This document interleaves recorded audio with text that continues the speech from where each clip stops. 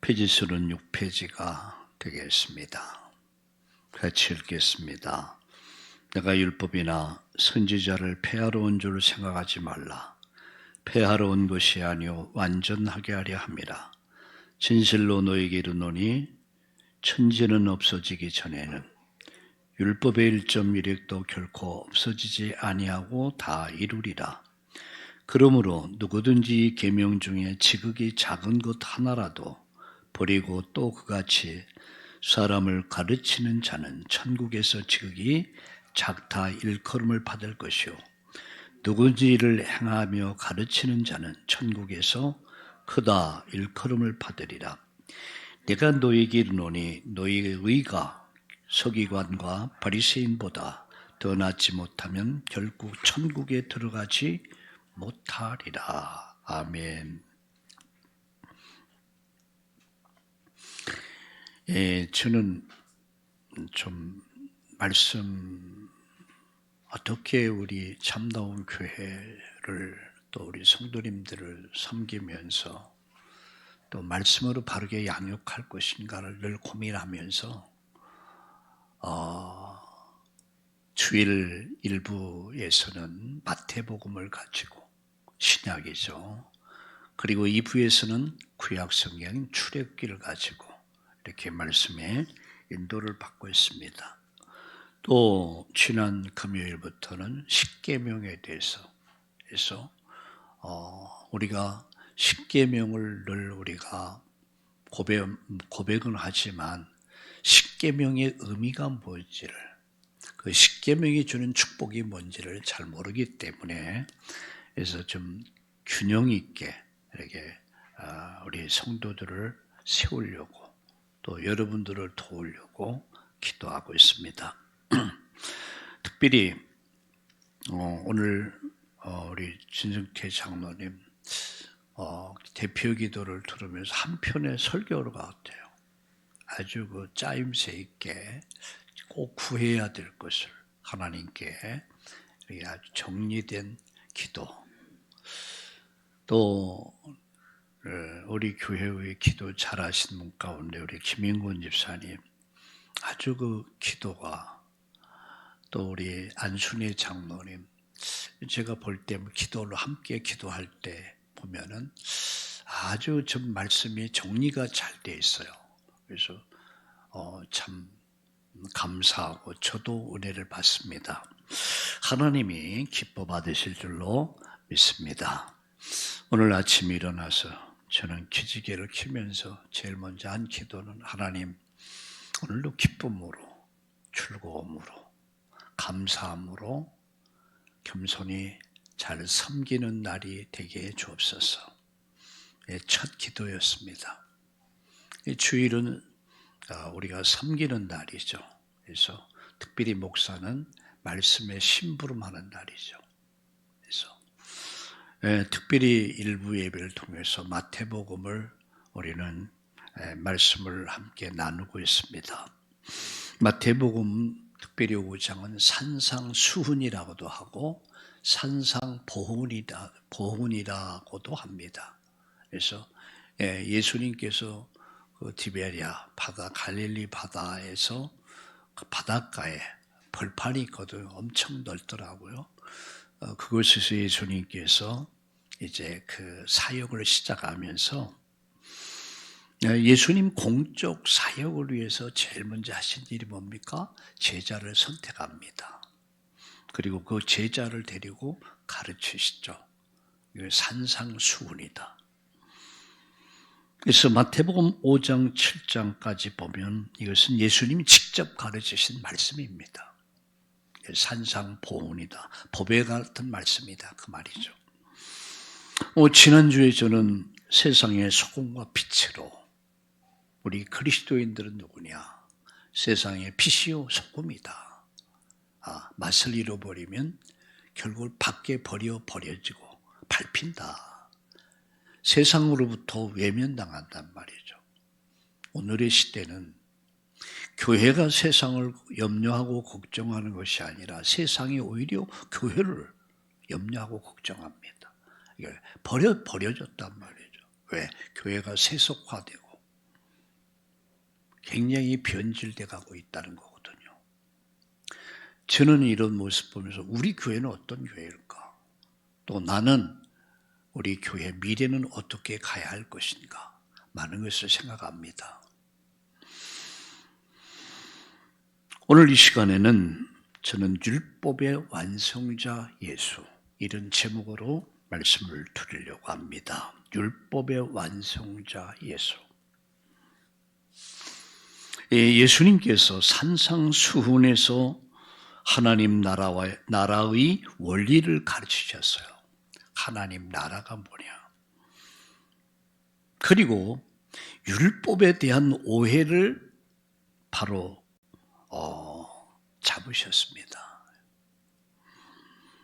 당시의 바리새인들은 율법을 철저히 지키는 것이 바로 의롭게 되는 길이다. 하나님 앞에 의롭담을 얻는 길이다. 그렇게 생각했습니다.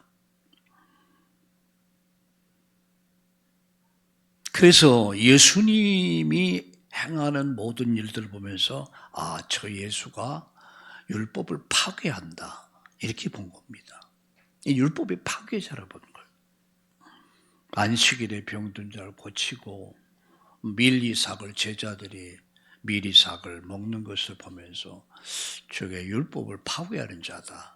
그래서 핍박하기 시작한 겁니다. 그러나 예수님은 분명히 말씀하셨습니다. 17절 보세요. 내가 율법이나 선지자를 폐하러 온 줄로 생각하지 말라. 내가 온 것은 율법이나 선지자를 폐하러 온 게 아니다. 완전하게 하려 함이라. 이렇게 말씀했습니다. 완전하게 하려 함이라. 이제 율법의 목적과 본질이 뭐냐를 가르친 거예요. 오늘 이 축복을 깨닫고 여러분 정말 누리시기를 예수님의 이름으로 축복합니다. 세 가지 말씀드립니다. 첫째는 예수님이 오신 목적은 율법을 폐지하기 위해서 온 것이 아니라 오늘 본문이니까 내가 율법이나 선지자를 폐하러 온 줄 생각하지 말라 했어요. 그럼 율법이 뭐냐? 율법과 선지자 차이가 뭐냐는 거예요. 여러분 어떻게 이해를 하고 계십니까? 율법은 하나님께서 모세를 통해 주신 모세 오경을 율법이라고 합니다. 그 가운데 중요한 키가 뭐죠? 십계명입니다. 이걸 이것을 율법이다 이렇게 말해요. 모세 오경. 창세기, 출애굽기, 레위기, 민수기, 신명기를 율법이다.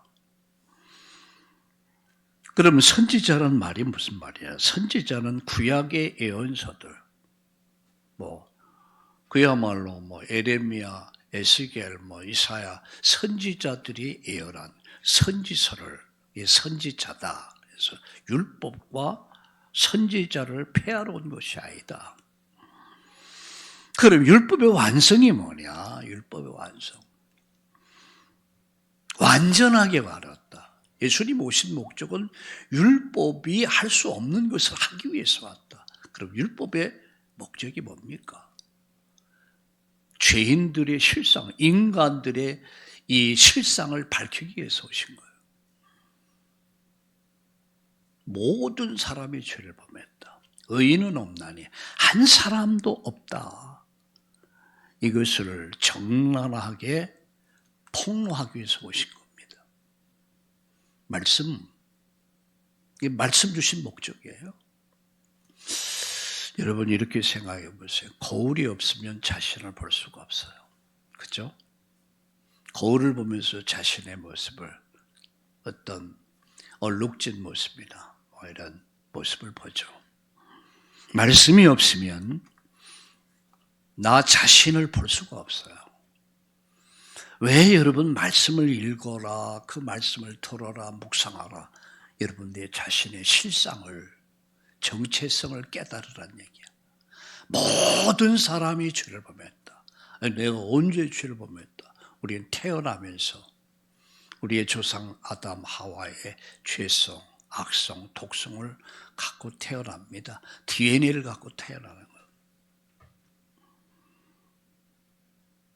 죄인으로 살다가 죄 때문에 멸망하게 돼 있단 말이에요.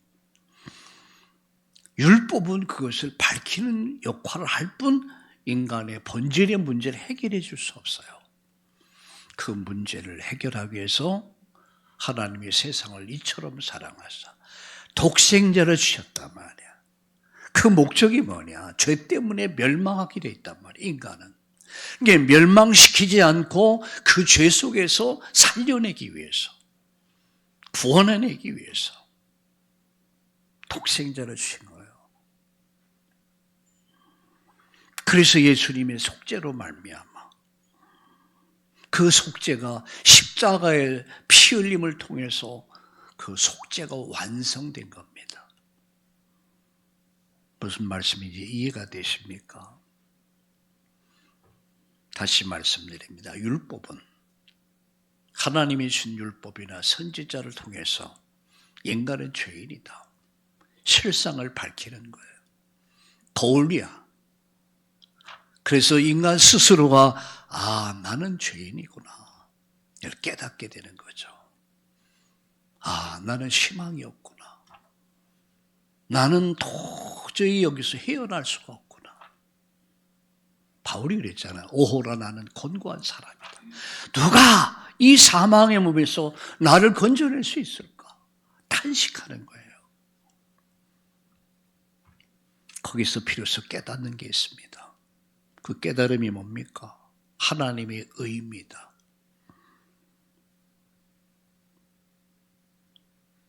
인간이 인간의 실상을 깨달고 자기 정체성, 내가 죄인이기에 나는 원죄, 자범죄, 조상의 죄를 갖고 유전된 죄를 갖고 태어났구나. 죄 속을 사는구나. 나는 희망이 없어. 그래서 율법은 우리를 그리스도에게로 인도하는, 예수님께로 인도하는 그 가이드가 된 거예요. 그래서 하나님 은혜가 필요하구나. 그 은혜는 어떻게 완성됩니까? 십자가에서. 속죄를 통해서 인류의 모든 죄를 완전히 대속의 제물이 되신 거예요. 그래서 구원의 복음이 완성이 된 거예요. 그래서 나는 율법의 폐지론자가 아니다. 내가 온 것은 율법을 완성시키기 위해서 왔다. 그래서 이제 율법을 지킴으로 말미암아 우리가 어렵게 되는 것이 아니라 하나님의 은혜, 예수 그리스도를 통해서 우리가 어렵게 되고 죄 용서받고 구원받고 하나님 자녀가 됐다는 사실을 믿으시길 예수님의 이름으로 축원합니다. 축원합니다. 그렇다면 율법은 필요 없는가? 그죠? 18절 보세요. 진실로 너에게 이르노니 천지는 없어지기 전에는, 천지가 없어지기 전에는 율법의 1.1획도 결코 없어지지 아니하고 다 이루리라. 율법은요, 영원하신 하나님 말씀입니다. 에? 무슨 말씀인지 알겠어요? 율법은 영원하신 하나님 말씀이죠. 변함이 없다는 거예요. 사람은 변하지만 환경은 변해요. 그러니까 하나님 말씀은 영원하다.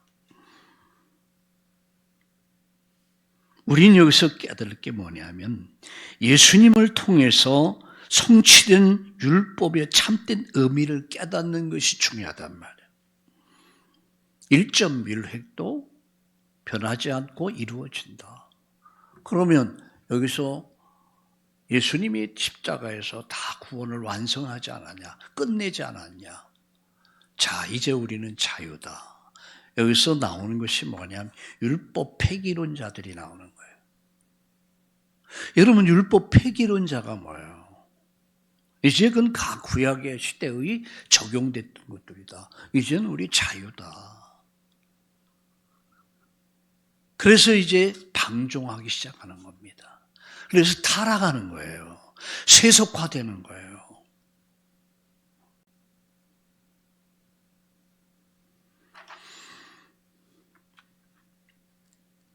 오늘 우리는 예수님께서 오신 목적, 의미를 바르게 깨달아야 합니다.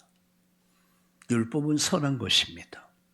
그 율법의 역할은 인간이 얼마나 어떤 존재인가를 깨닫게 하시고 인간 스스로 구원이 없음을 하나님께로 낯을 향하게 만들고 그 하나님께 낯을 향하는 길이 바로 예수란 말이에요. 왜 예수님만 얘기해야 됩니까? 목사님은 날마다 예수님. 저는 시간이 부족해요. 예수님 얘기하라. 율법 폐기론자는 복음, 성경이 필요 없다라고까지 말합니다. 아니요. 1.1획도. 자, 두 번째. 율법을 지키고 가르치는 자. 우리가 알아야 될 게 있습니다. 그 첫째는 율법을 경시하지 말아라. 자, 19절 보세요. 그러므로 누구든지 이 계명 중에 지극히 작은 것 하나라도 버리고 또 그같이 사람을 가르치는 천국에서 지극히 작다 일컬음을 받을 것이요. 누구든지 이를 행하며 가르치는 자는 천국에서 크다 일컬음을 받으리라. 율법을 경시하지 말아라. 율법을 폐기하는 것이 아니라 인자한 것은 예수님께서 율법이 계시하셨던 율법이 이룰 수 없던 구원을 복음을 완성했단 말이에요. 그래서 그 말씀을 따라서 말씀이 기준된 삶을 살아라는 얘기예요. 금요일 날 저녁에 말씀드렸죠. 10계명, 1계명 나 외에 다른 신 두지 말아라. 하나님을 무시하지 말아라. 나 외에 다른 신 두지 마라. 율법이 없어진 게 아닙니다. 율법은 우리의 삶의 기준입니다. 자, 이스라엘 민족들이 출애굽 이후에 여러분 계명을 주셨습니까? 아니면 출애굽 전에 주셨습니까? 출애굽 이후에 말씀을 주셨어요. 계명을 주셨어요. 애굽에서 불러낸 다음에 계명을 주셨어요. 너희들이 가나안에서 광야를 가는 동안 가나안에 들어가면 이렇게 행하라. 라고 하면서 계명을 주셨어요. 이건 우리 구원받은 성도들의 삶의 기준입니다. 어떤 분이 저에게 그렇게 질문하더라고. 왜 목사님은 한때 다락방에서 굉장히 2인자라고 불려질 정도로 역할을 했는데 왜 목사님 그런 결정을 하셨습니까? 좀 간단하게 얘기했어요. 내 신앙하고는 안 맞는다. 내가 알고 있는 신학, 성경하고는 안 맞는다. 율법은 없어진 것이 아니다. 그대로 있다. 이건 구원받은 자의 삶의 이야기다. 예수님이 오신 것은 온전하게 하려 합니다. 그래서 율법을 경시하지 말씀을 경시하지 말아라. 율법을 가르친 자의 중요성, 이 말씀을 잘 가르치면 하늘에서 크다 일컬음 받을 것이고 빼면은 부끄러움을 당한단 말이에요. 그래서 율법의 본질을 알고 행하는 자, 다시 말씀합니다. 율법은 신앙생활의 캐논입니다. 기준입니다. 제가 출애굽기를 하면서 금요일 날 10계명을 여러분 가지고 말씀을 나누려고 하는 이유도 여기 있는 거예요. 그러면 10계명이 필요 없냐? 아니거든요. 삶의 기준입니다. 캐논입니다.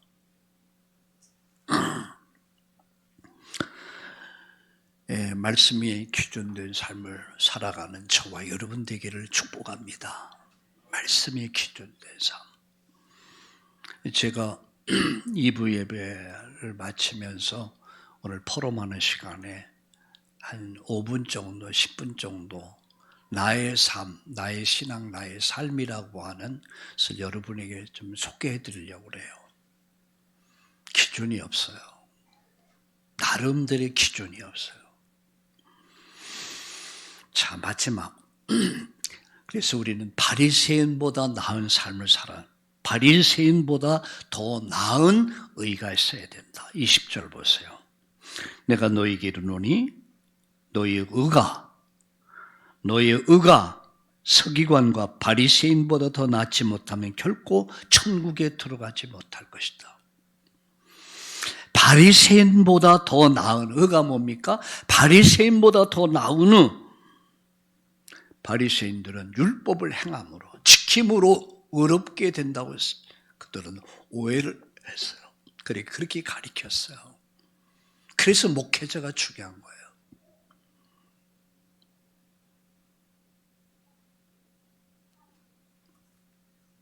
바리새인의 의로는 구원 받을 수 없다. 지금 이 본문이 그 얘기예요. 인간의 의를 가지고는 절대 구원받을 수 없다. 그들은 생각했습니다. 바리새인들은 율법을 행함으로 말미암아 우리가 의롭게 될 수 있다. 그래도 그렇게 가르쳤어요. 그러면서 당신들은 뒤에서 딴짓했어요. 이중생활했어요. 표리부동한 삶을 살았어요. 예수님 그것을 얘기한 거예요. 바리새인의 의를 가지고는 절대 구원받을 수 없다. 천국에 들어가려면 더 나은 의가 필요하다.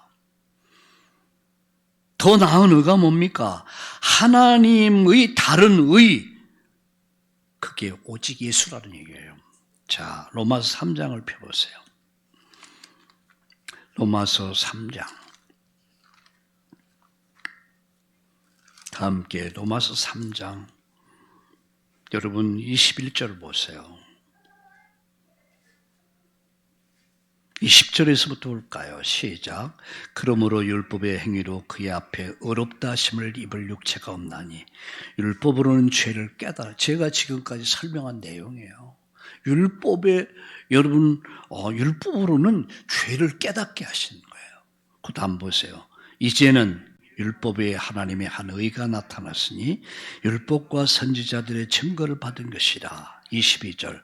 곧 예수 그리스도를 믿음으로 말미암아 모든 믿는 자에게 미치는 하나님의 의인이 차별이 없느니라. 24절 읽어봅시다. 그리스도 예수 안에 있는 속량으로 말미암아 하나님의 은혜로 값없이 의롭다 하심을 얻은 자 되었느니라. 25절. 이 예수를 하나님이 그의 피로써 믿음으로 만명 화목제물로 세우셨으니 이는 하나님께서 길이 참으신 중에 전에 지은 죄를 간구하심으로 자기의 의로우심을 나타내려 함이라. 한 절 더 읽겠습니다. 곧 이때 자기의 의로우심을 나타내사 자기도 의로우시며 또한 예수 믿는 자를 의롭다 하려 하심이라. 아멘. 예수 믿는 자를 의롭다 하려 하심이라. 이게 하나님의 법입니다. 예수 믿는 자를 의롭다 하려 하십니다. 오늘 2부 예배에서 말씀드리겠습니다만 하나님은 마라의 쓴물에다가 나무를 던지라 해서 한 나무, 십자가 나무를 던지란 말. 그런데 던졌더니 쓴물이 단물 만들어버려. 그게 하나님 방법이에요. 그 사실을 말씀을 믿고 순종했을 때 쓴물이 단물 되는 기적이 일어났어요.